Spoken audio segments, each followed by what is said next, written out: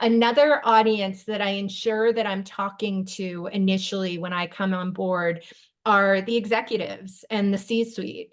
And the reason for this is that it's so important when you're trying to prioritize connecting your research insights to business outcomes. The first step is understanding what the priorities are for your leadership and the business. So one of the things that I've been talking a lot about, I've been posting a lot on LinkedIn about one of the biggest factors that I've seen contribute to whether a research organization and research practice is successful or not is whether the research team and the research practice has an executive champion.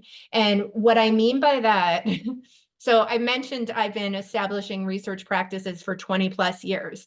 My research methods and techniques have not changed drastically over those 2 decades. Sure, I've refined them over time, but my research methods are my methods, and they're quite robust and they're high quality.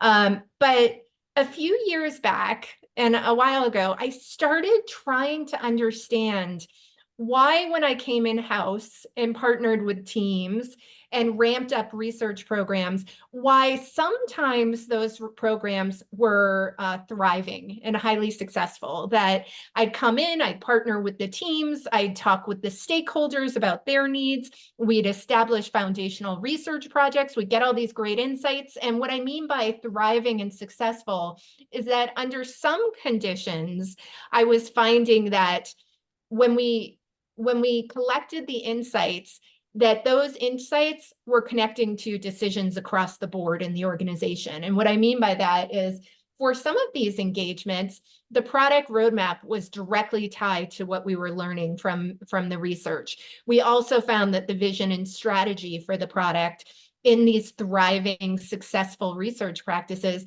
they were directly connected to what we learned from the research.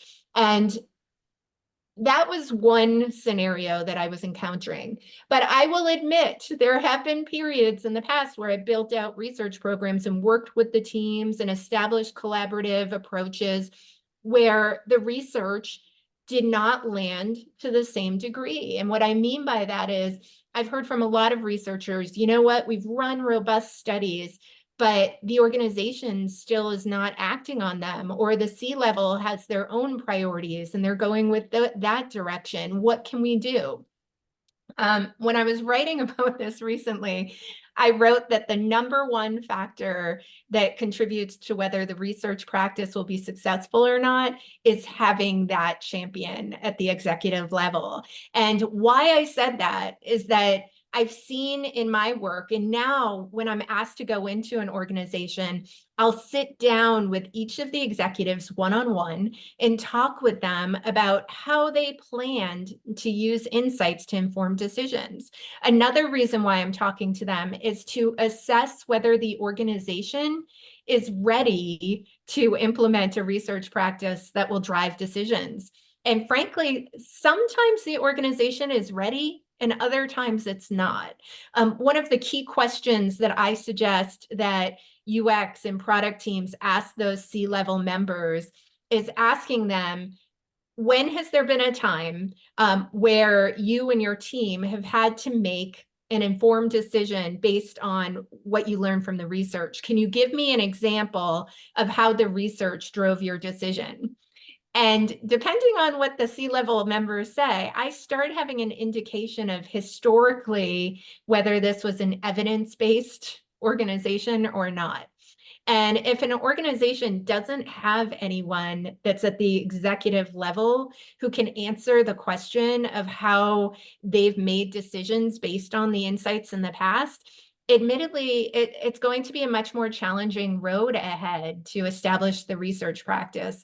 It does not mean the UX team or the product team is doomed, by no means. But what it means is that if there isn't someone at the executive level that's already making informed decisions based on user and customer research, you need to find some wins with one of those members. And what I mean by that is, when you are establishing your practice, finding out from the executives what their big priorities are, also collecting up from them what they'd like to learn about the audience and choosing one area to start with your research practice.